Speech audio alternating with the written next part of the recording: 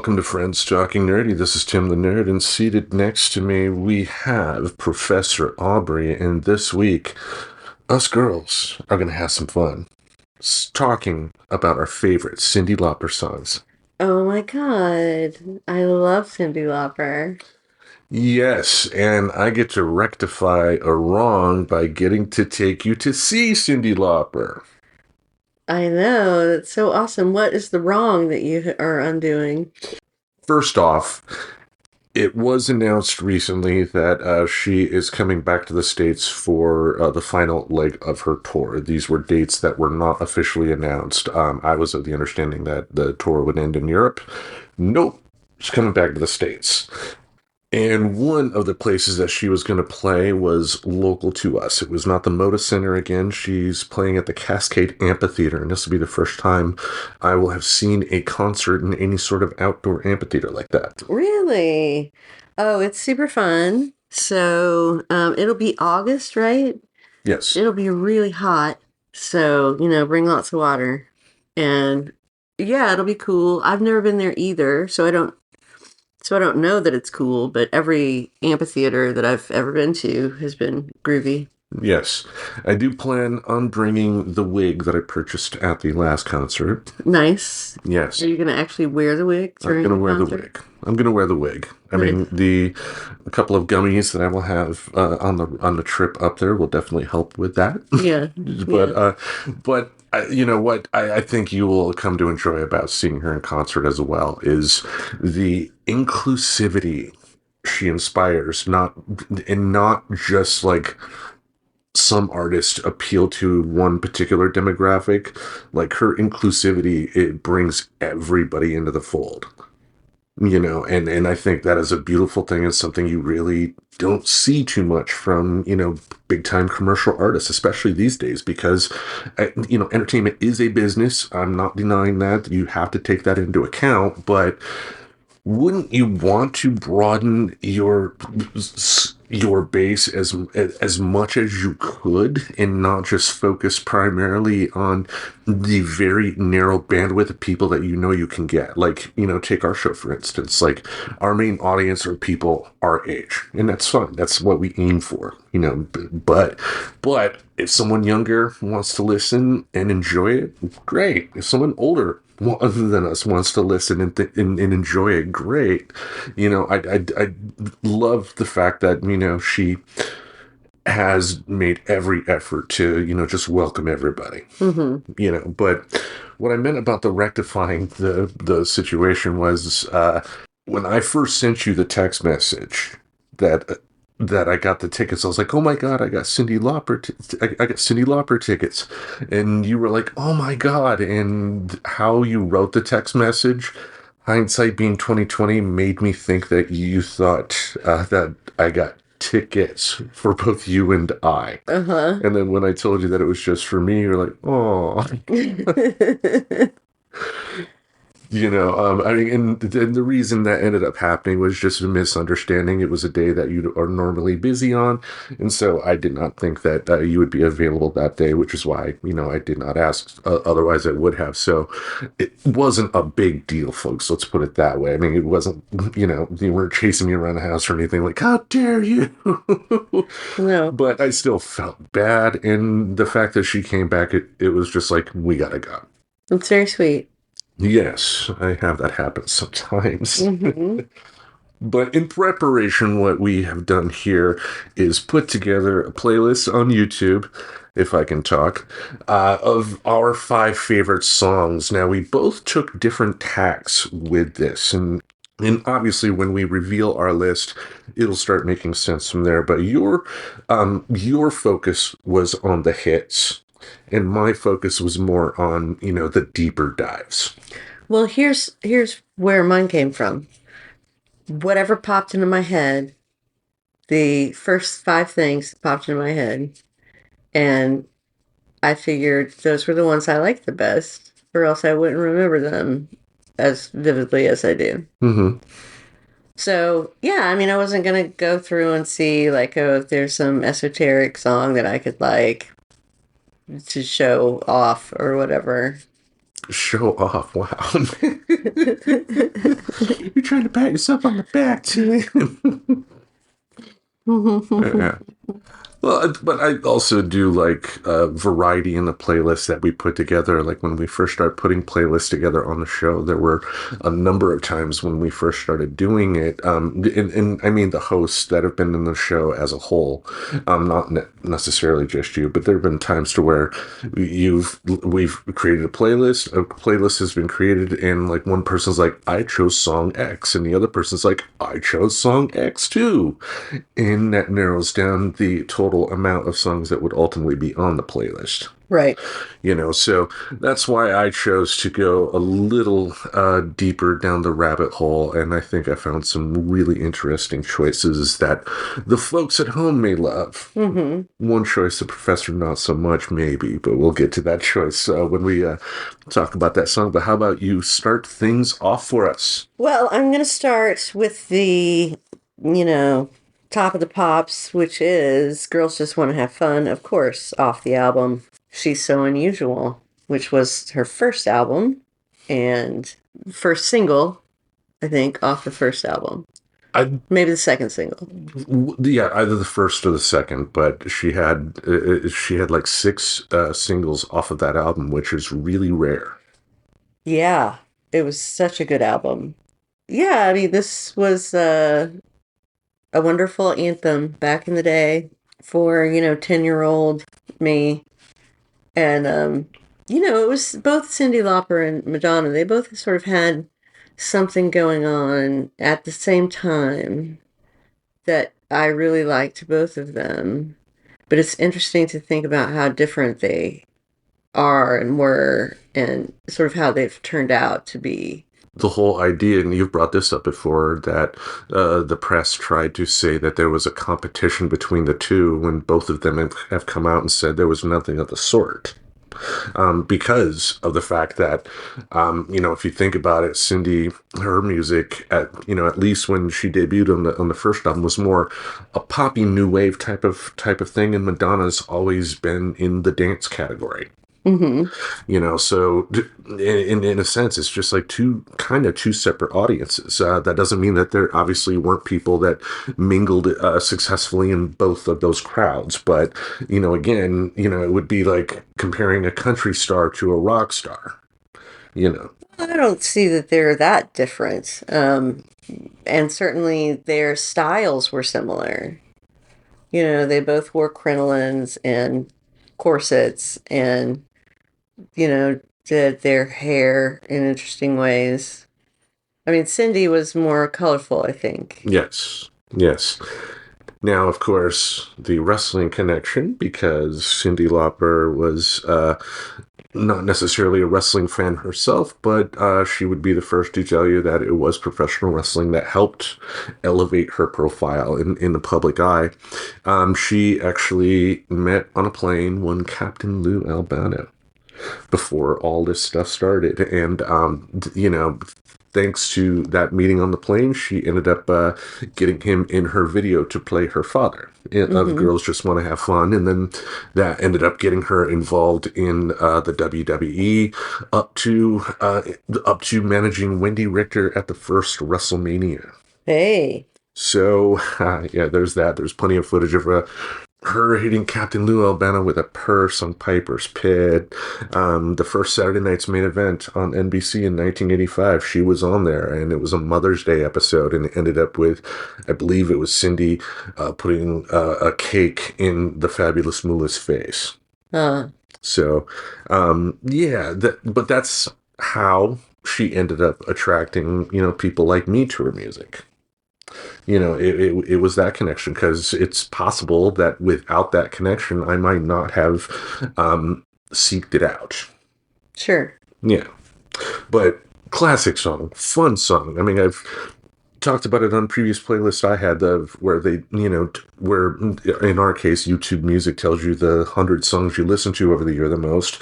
And she was number 2, I believe. Oh, wow. And it just, what a great, positive, fun song. But you were going to say. Yeah, in the video, you mentioned the video, which is which was a great video for the time, and it features dancing. And so you mentioned that Madonna was more dance music, but I think Cyndi is very danceable. Like if you had a dance party, an 80s dance party, you would definitely be playing some Cyndi Lauper songs. And I'm not denying But it. I hear what you're saying about there are also some poppy ballads, and it's not dance music. But Madonna didn't really make dance music, and particularly not electronic dance music, until way, way deep in her career. No, I mean she was involved in dance music from the very start. I think more than anything, what I'm referring to is like there is a lot more stringent choreography to Madonna's, dance routines, whether it be in video or on stage or something like that. The girls just want to have fun. Yes, there was dancing, not denying that, but it was more of a spontaneous feel. It felt like the type of dancing that if someone said, "Tim, dance," I could somehow pull it off. Oh, so you're not talking about dancing in the club. Yeah, You're not talking about dancing in the club. correct. Okay. So I guess you're saying that Madonna did more dancing herself. Mhm. Oh, okay. Yeah. I thought you were saying that her music was more dance music. Like music you would dance to. No, I'm talking about like she studied more of dance. She was more professional at dancing. No, it making me. I gotta I gotta have it pop in my head is the perfect way to say it. Like I mean, there are different types of dance music out there, EDM and all that other stuff. And I think she was more of a student of that than Cyndi necessarily. Cyndi was more of the quote unquote traditional get your instruments together and start playing and go from there, even though she had keyboards and stuff like that. And, so later in her career, she definitely did do stuff that would be considered dance music as well. So not denying that, but, I think with Madonna, it's just more of the presentation she, would give to people, whether on video or live or on TV or something. Gotcha. Well, let's hear your first. So that was an appropriate answer. Yes, that was fine. Okay, you approve. All right. Pass muster. Yes. All right. The first choice I made here, I've talked about it on the show before as well. It's from her album A Night to Remember, I believe from 1989. It is a song called I Drove All Night. I know you are aware of this one, and you said you definitely enjoyed it. The song was originally written for Roy Orbison, and he recorded it in 1987, but his version didn't get officially released until 1991. Oh. I have heard it. It's more of a faster paced, sped up version of the song, in my opinion. At least how he delivered it, and I prefer Cyndi's compared to his. I did not hear Celine Dion's cover of this song. Celine Dion did a cover of this song. Yes, blew my mind. Blew Whoa. my mind. But the songwriters I found out here are Billy Steinberg and Tom Kelly. You may be familiar with some of the songs they've written. Oh, yeah? Like what? Like a Virgin. Huh? Well, True Colors. there you Eternal Flame. go. Okay, that one, I'll give him a pass. I Touch Myself. Also, gonna have to give him a pass. And from the Pretenders, I'll Stand By You. I'll stand by you. Yeah, I mean, it's a cheesy ballad. But if you're in junior high, if you're like a junior in high school and you're at the prom and you're at your fella's in your arms, yeah, it's the Pretenders. I don't like the Pretenders, but I'm just trying to, Oh, I love the Pretenders. yeah. But anyway, the reason Cyndi ended up being attracted to this song was that she liked the idea of a song about a woman in control of a car. Maybe it may be simple, a simple idea, but she talked about in her concert, when I saw it the first time, that there really aren't that many songs about cars or people using cars that are told from the female voice. Mm-hmm. And she was excited about putting out a feminine spin on this type of topic, and I thought it was one hell of a song, and it made me wonder just why was this not on my radar in 1989? I shouldn't ever beat myself up for liking what I liked, but why wasn't why wasn't this played on MTV at least once? I mean, the video's great. Yeah, the video is great. And when we did a few episodes back on one of the show promo things, take a clip from that video, and I think, yeah, so last time we talked about it, but yeah, it's just, there's a portion of her career that has some great stuff that for whatever reason just didn't reach the broad public eye, and I'm like, why? This is so good, Yeah. But your thoughts on that song? I love that song. I think it's a little more mature. I don't know what to say about it other than I like it. It's a good song. Well, there you go. I definitely agree. The video is fun too because she does get to channel her inner Bond girl. Hmm. With because the part of the video to where um, she has a lot of skin, but that skin is being used as a projector. Was taken from Maurice Binder, who used to do the title sequences for the James Bond movies back in the day. I Like, see. I see. Yes, I loved that. I loved that in the video. And one of the things I loved about it was that she looks like a woman, an actual like person, instead of like an airbrushed, yes. um, very skinny, very tall, very traditionally, beautiful. Like beautiful on screen, but you don't take into account the hours and hours and hours of work it takes to get to look like that.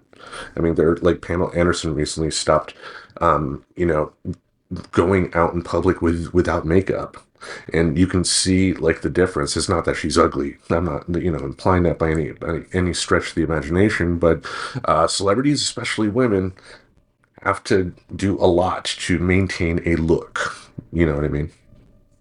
Oh yeah, Yeah. they do. Yeah, thanks for mansplaining. Yeah.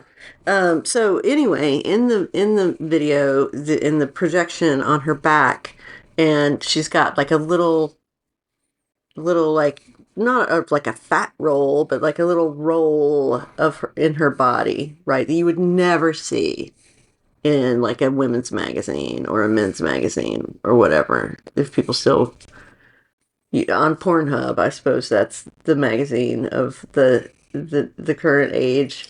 Yeah, it's magazine and video form. Yeah,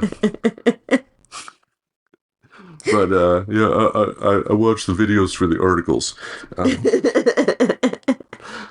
but that part too. But that in the video, the I drove all night video, when she is mimicking her inner Bond girl at that point, the video for the most part is a much more serious tone than something like Girls Just Want to Have Fun. But there was one moment to where, she has her arms crossed over her chest, because it was a video that was going on MTV or VH1. But then she moved her hand real quick, and like that was funny. That was Hmm. quirky. I think that that was channeling the Cyndi from the Girls Just Want to Have Fun days, just playing around, just goofy, Hmm.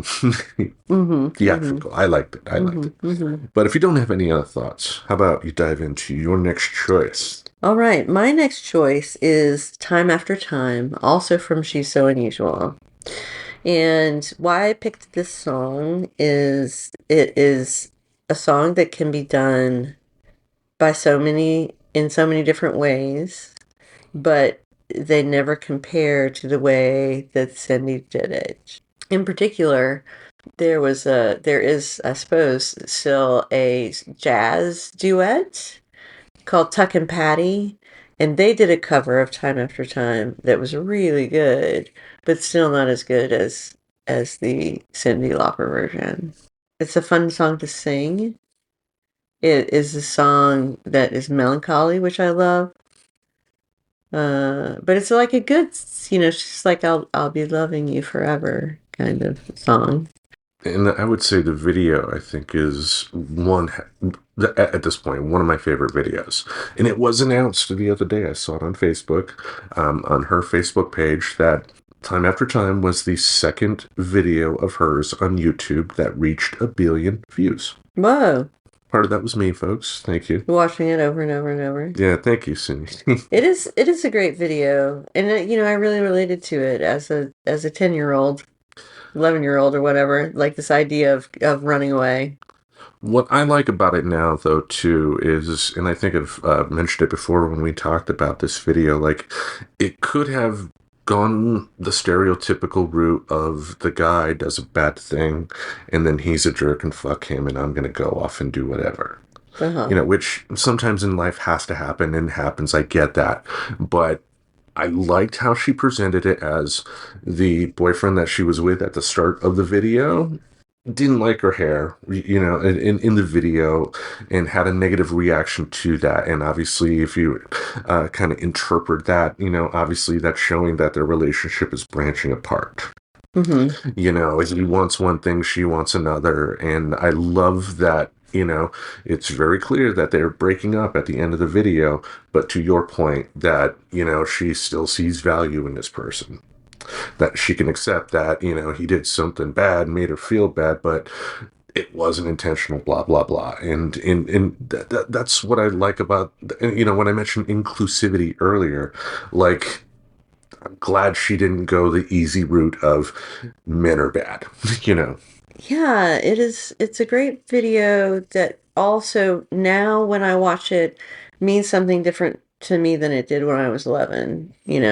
And now I see it as like, wow, you were living in that little tiny trailer together and you thought that was going to be like a happy life.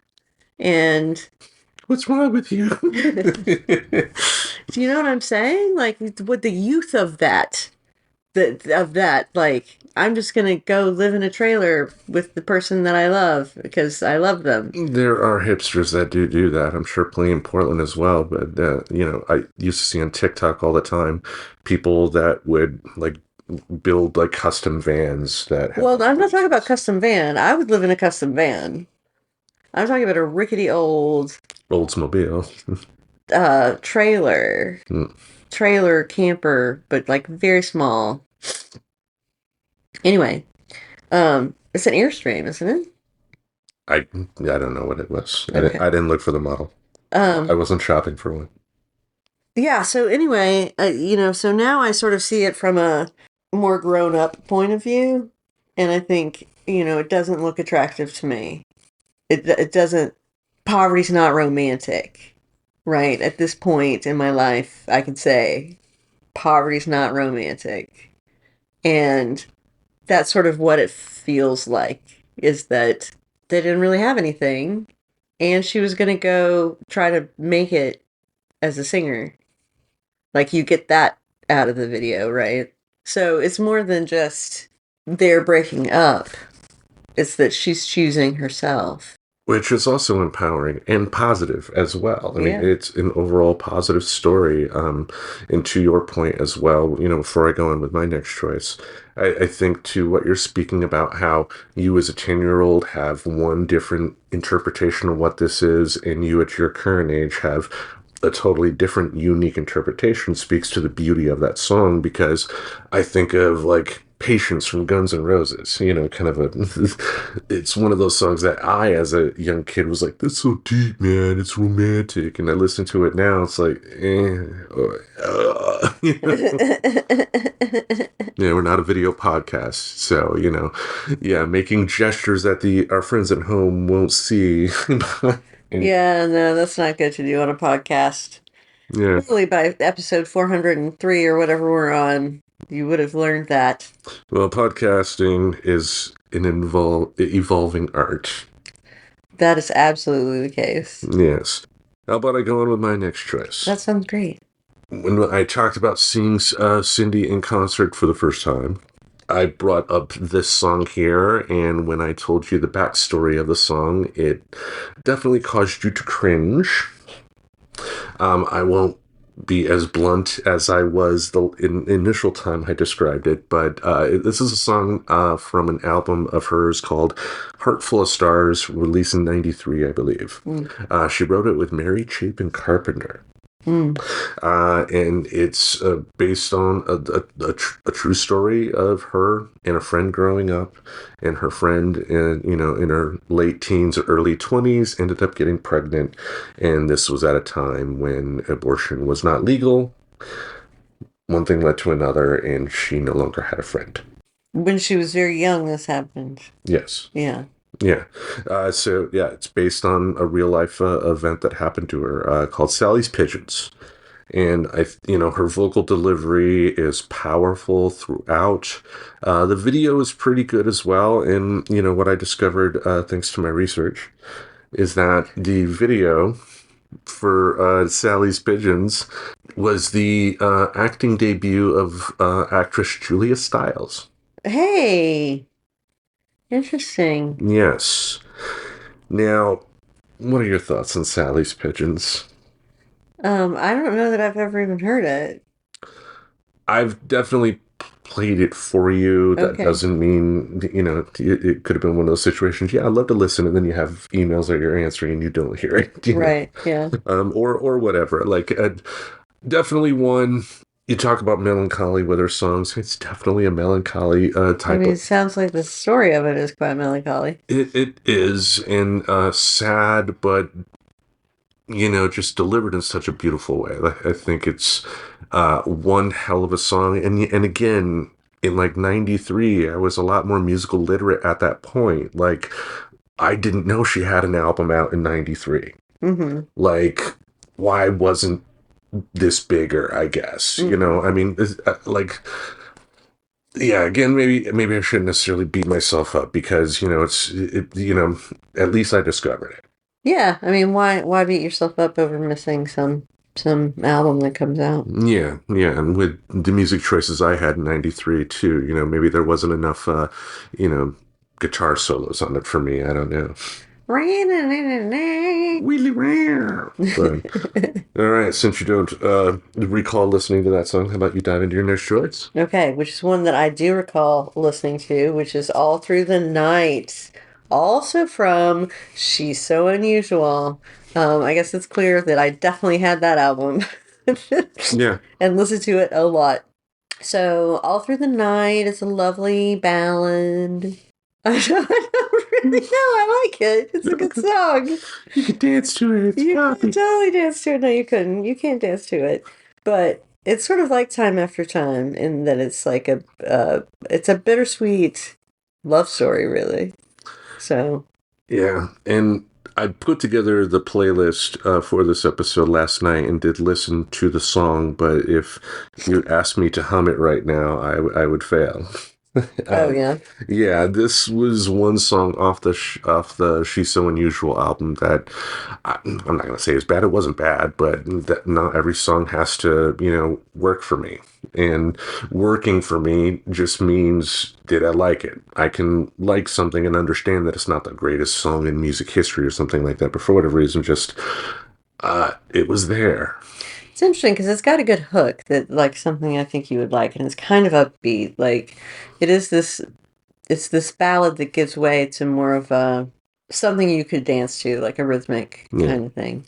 Not fast, but something that you could dance to. I'll definitely give it a try. I mean, like I mentioned, there have been musicians in the past, like The Who, believe it or not, that it took me a few times of listening to it, even though my initial reaction was I'm not a fan before I got it.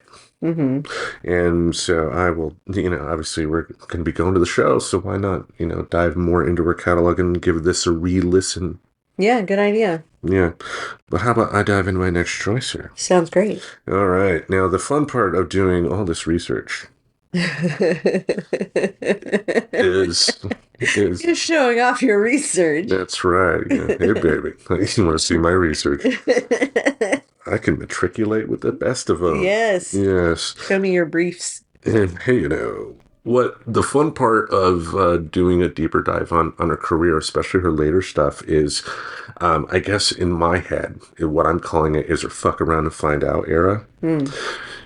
she made a number of albums that, going in, I'm sure she knew this is not going to be top of the Billboard charts. She was looking to just experiment and have fun. And I believe in 2016 is when this album came out called Detour.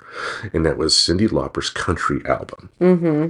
And the song I chose here was a song called Funnel of Love, a cover of an old Wanda Jackson song. Are you familiar with Wanda Jackson? I think so.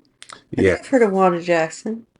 Yeah, she was a contemporary of Elvis Presley. She was the first big female rockabilly star. Uh-huh. And in the 50s, she was singing a lot of the same type of stuff that Elvis was, and on stage was doing a lot of the same type of stuff that Elvis was. So you can imagine how her reception as a woman singing and performing stuff that could be considered sexually lewd would make her be perceived. And when Cyndi did this album, that's what attracted her to this song and Wanda as a whole. Wanda ultimately ended up transitioning to country music, and recently I watched an American Masters documentary on YouTube about Patsy Cline, and Wanda Jackson was in there interviewed.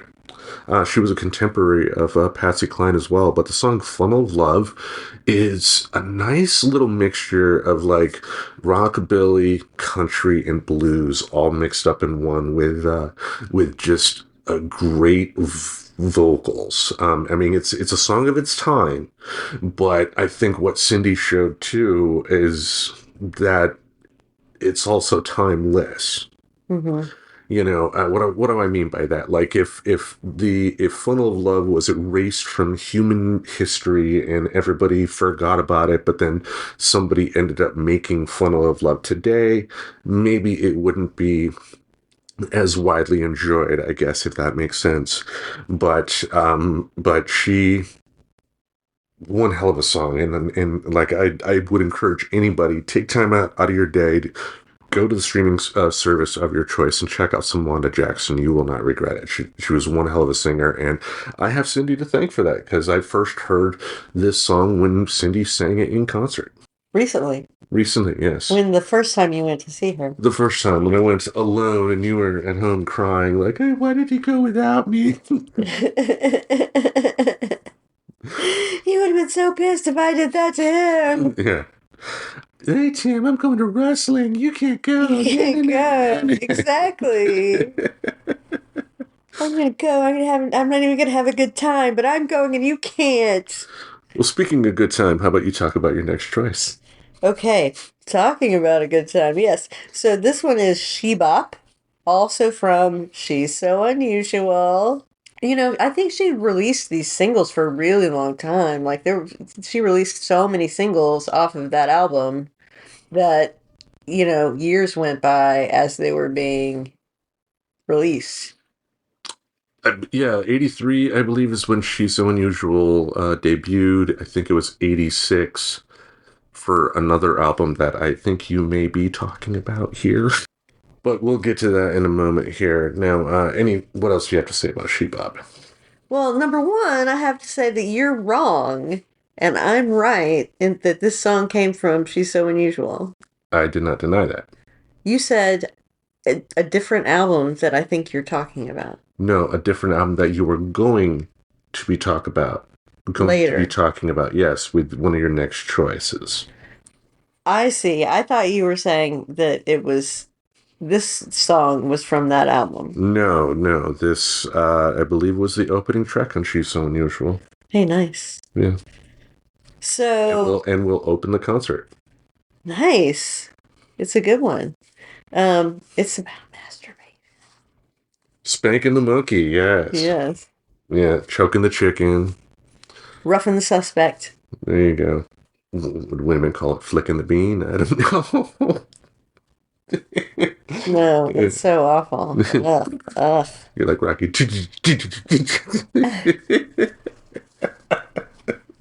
None of that is funny. Yeah, I laugh. Anyway, the She Bop was another video that had professional wrestlers in it. Yeah. Wendy Richter was the waitress, and when the song first starts kicking in with the vocals, Wendy Richter is lip syncing.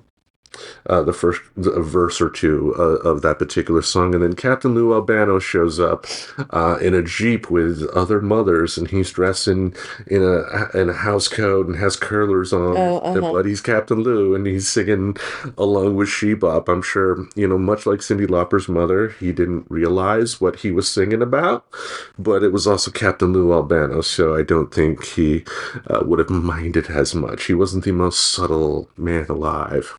For some reason, Shebop makes me think of Prince. Like, I think Prince, like Purple Rain was out around the same time. Wasn't Darling Nikki on that album, or was it a previous album of Prince's? Oh no, Darling Nikki was on the Purple Rain album. Okay, because She Bop and Darling Nikki were two songs that were in Tipper Gore's crosshairs with the PNYC.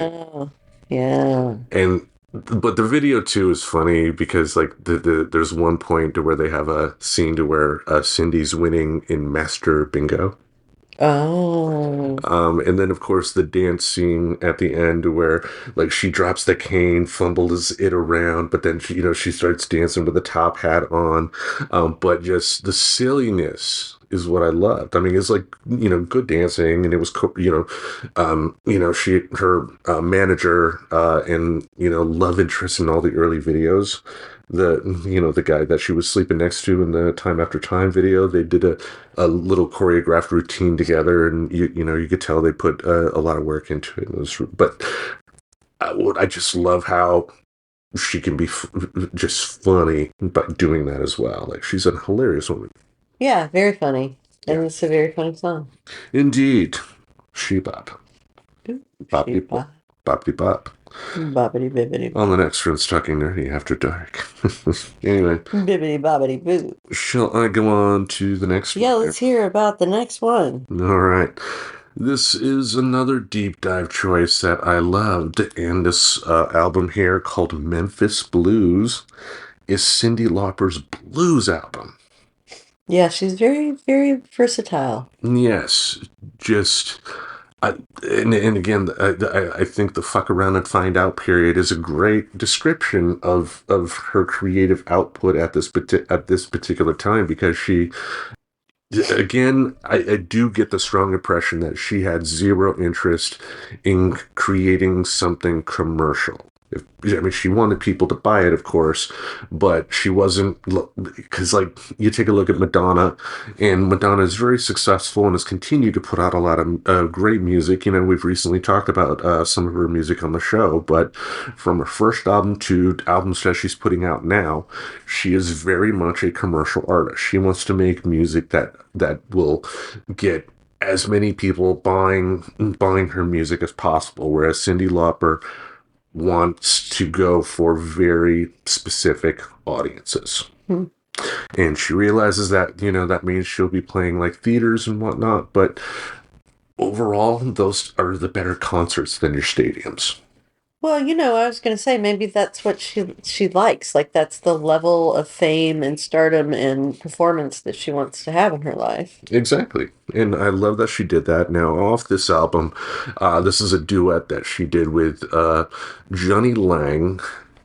I'm barely familiar with him. I'm sure you probably don't know who that is. There is still a blues scene today. Hmm. And he's, I say young, but he's probably around our age, just one of the white guy blues guitar players. Because when you think of the blues, you think white guys that look like me, right? But Yeah. yeah, anyway, but this particular song is her cover of the old Robert Johnson classic Crossroad Blues, most commonly referred to as Crossroads. I went down to the crossroads, got down on my knee, and just, the guitar playing on it was excellent, amazing. Her vocals, especially, just like if you're a fan of the blues, you will be like, she must have always been a blues singer, with how she delivered it. It didn't seem foreign to her. Now, I know you are not a fan of the blues, necessarily. Yeah, I mean, I'd say I'm not a fan of the blues. Like, if you told me, hey, there's a blues festival, I wouldn't be like, oh, okay, let's go. No, you'd be like, I hope you enjoy it. Bye. Yeah, I'd be like, I'm not going and dealing with the crowd and being outside and For guys singing about their dicks. yeah, Yeah. pretty much.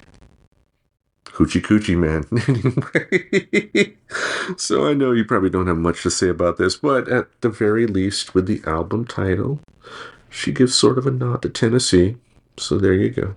Memphis Blues. Memphis Blues. Yeah. There you go.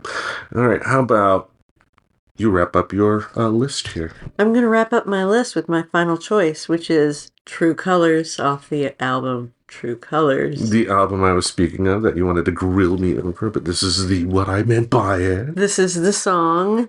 Boy, what a song. So it's all about being an individual and being yourself, and the fact that if you're not being yourself, you're actually not going to be as appealing, or you know what I'm saying? Like if You you try to will, pretend that you're someone else, you can only be the best you that you can be. You can't be somebody else, and nobody else can be you.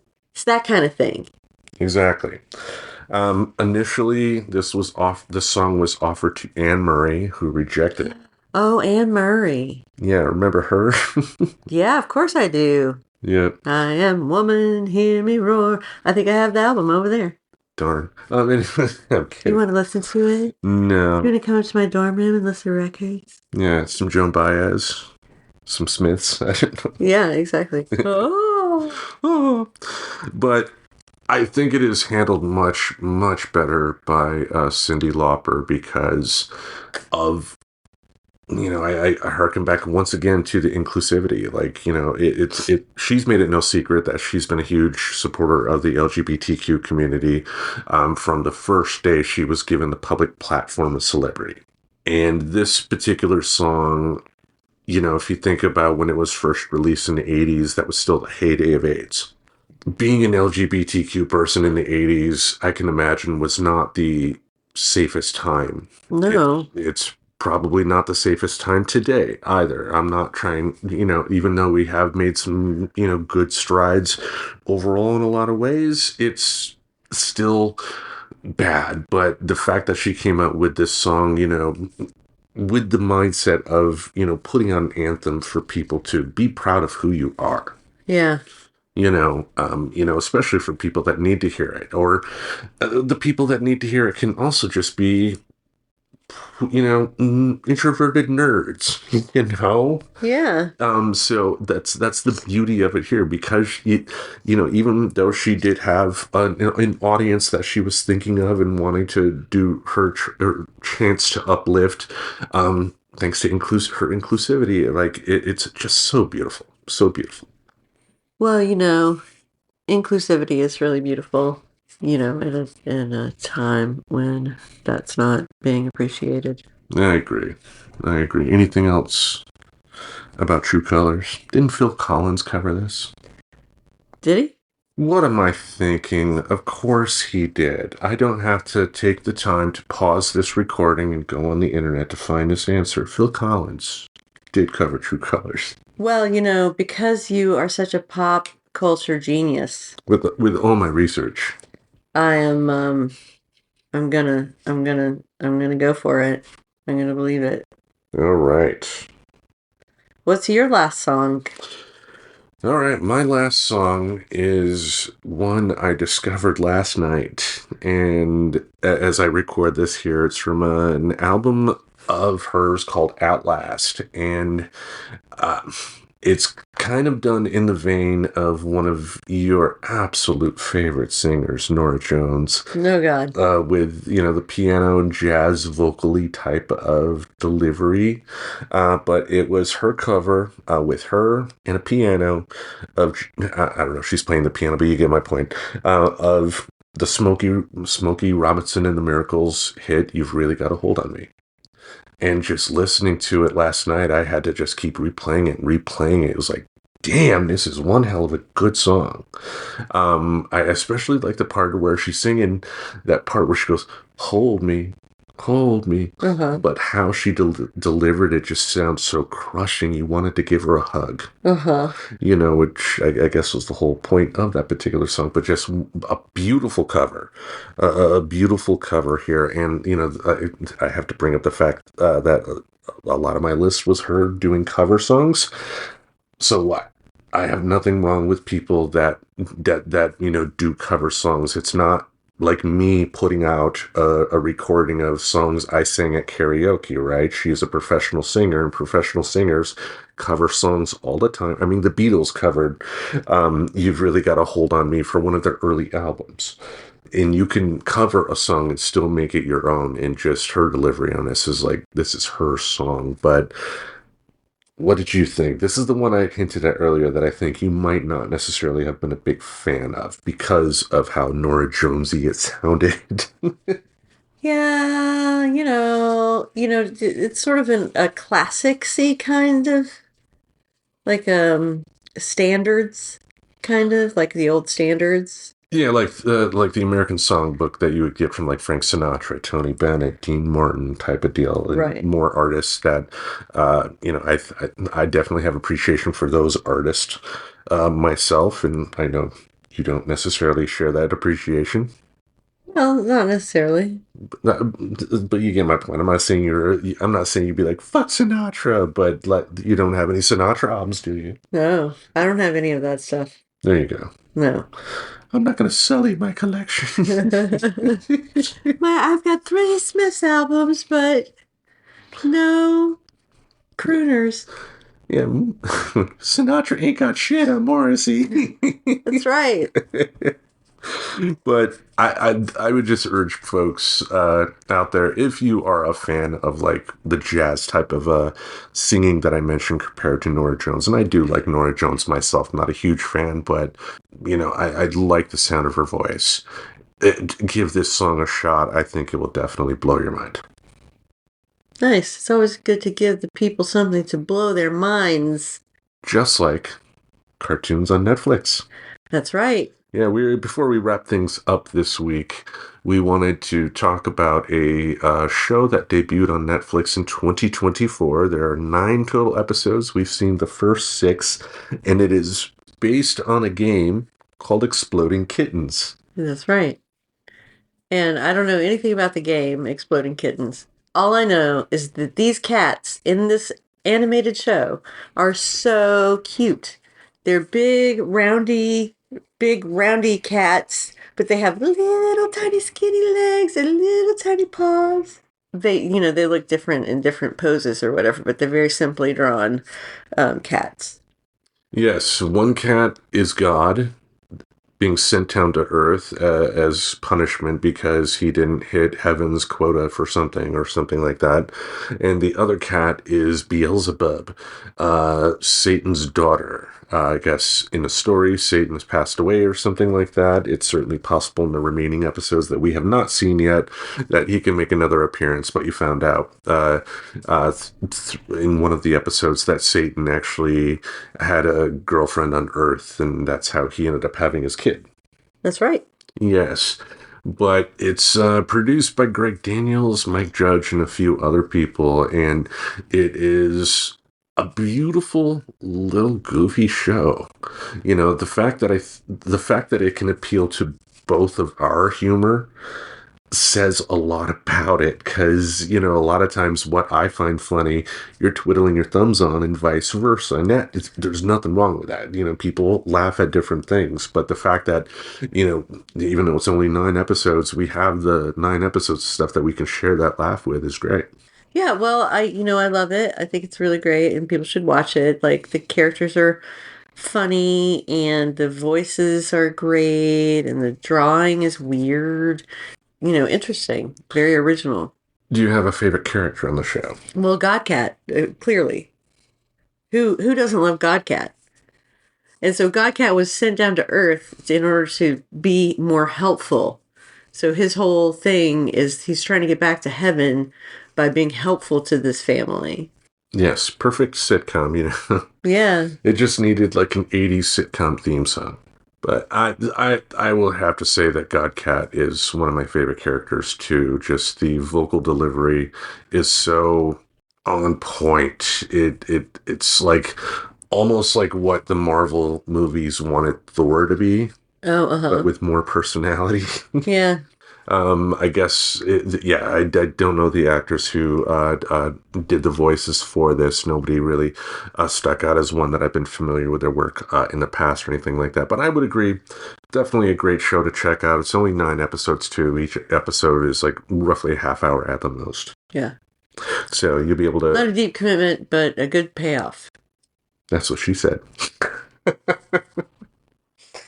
Nuh-uh, she didn't say that. Yeah. Did you have anything else you wanted to say to our friends at home before we wrap things up?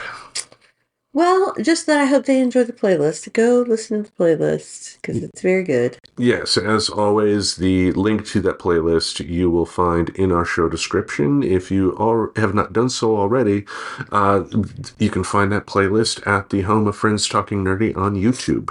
And, if you subscribe to our YouTube channel, you will be able to get all of the Friends Talking Nerdy episodes, plus occasional little stuff that we've put up in the past, like what I put up recently of Aubrey Edwards congratulating us on 400 episodes.